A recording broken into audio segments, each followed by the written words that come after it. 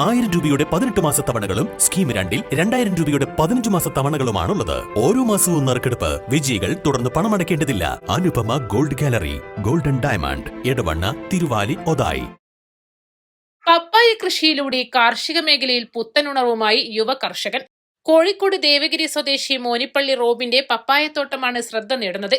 മലപ്പുറം ജില്ലയിലെ നിലമ്പൂർ ഇടിവണ്ണയിലാണ് 5.5 ഏക്കർ സ്ഥലത്ത് പപ്പായ മരങ്ങൾ നിറയെ കായ്കളുമായി നിൽക്കുന്നത്. പാട്ടഭൂമിയിലാണ് റെഡ് ലേഡി ഇനത്തിലുള്ള പപ്പായ മരങ്ങൾ നിൽക്കുന്നത്. വ്യാവസായികാടിസ്ഥാനത്തിലാണ് ഇവിടെ പപ്പായ കൃഷി നടത്തുന്നത്. ഇതിനകം 90 ടൺ പപ്പായ കോഴിക്കോടുള്ള വ്യാപാരി കൊണ്ടുപോയി. മെയ് മാസത്തിലാണ് തൈകൾ നട്ടത്. നവംബറിൽ വിളവെടുപ്പ് തുടങ്ങി. മാർച്ച് വരെ വിളവെടുപ്പ് തുടരും. മെയ്യിൽ നിലവിലെ പപ്പായ മരങ്ങൾ വെട്ടിനീക്കി പുതിയ കൃഷി തുടങ്ങും. പപ്പായയുടെ വ്യാവസായിക വിപണി തിരിച്ചറിഞ്ഞാണ് റോബിൻ കൂടുതൽ സ്ഥലത്ത് പപ്പായ കൃഷി നടത്തുന്നത്. ഇടിവണ്ണ സ്വദേശി ചീരങ്ങൻ അബുവാണ് തോട്ടത്തിലെ കാര്യങ്ങൾ നോക്കി നടത്തുന്നത്. പപ്പായ കൃഷിക്ക് ജലസേചനം മുടങ്ങാതെ നടത്തണം. ഇതിന്റെ മറ്റൊരു പ്രത്യേകത എല്ലാ ദിവസവും വളപ്രയോഗം നടത്തണമെന്നതാണ്.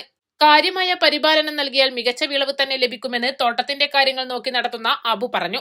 ഒരു 5.5 ഏക്കറാണ് നമ്മൾ ഈ കൃഷി നടത്തിക്കൊണ്ടിരിക്കുന്നത്.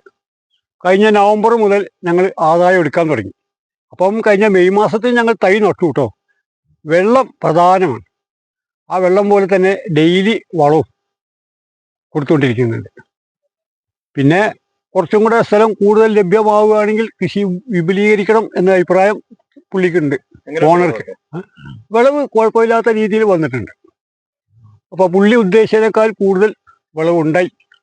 ഇവിടെ പലർക്കും സംശയമായിരുന്നു ഇങ്ങനത്തെ ഒരു കൃഷി ഇവിടെ വിജയിക്കുമോ, ഞങ്ങളിവിടെ ആദ്യമായതുകൊണ്ടായിരിക്കണം അവിടെയൊക്കെ സംശയം.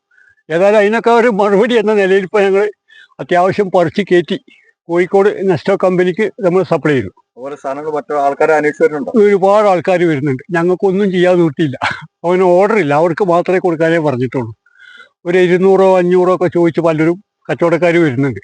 പക്ഷെ ഇനി അത് അവരുടെ മാർക്കറ്റിങ്ങിന്റെ പ്രശ്നങ്ങൾ എന്താണോ അവർക്ക് കൊടുക്കാതെ നമ്മൾ ഏറ്റതുകൊണ്ട് അവർക്ക് തന്നെ കൊടുത്തിട്ടുള്ളൂ, പുറത്താർക്കും കൊടുത്തിട്ടില്ല.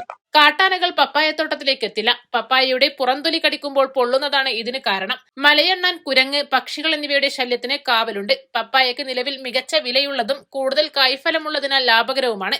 റെഡ് ലേഡി ഇനത്തിൽപ്പെട്ട പപ്പായ ഏറെ സ്വാദിഷ്ടവുമാണ്. East live, Nilambur.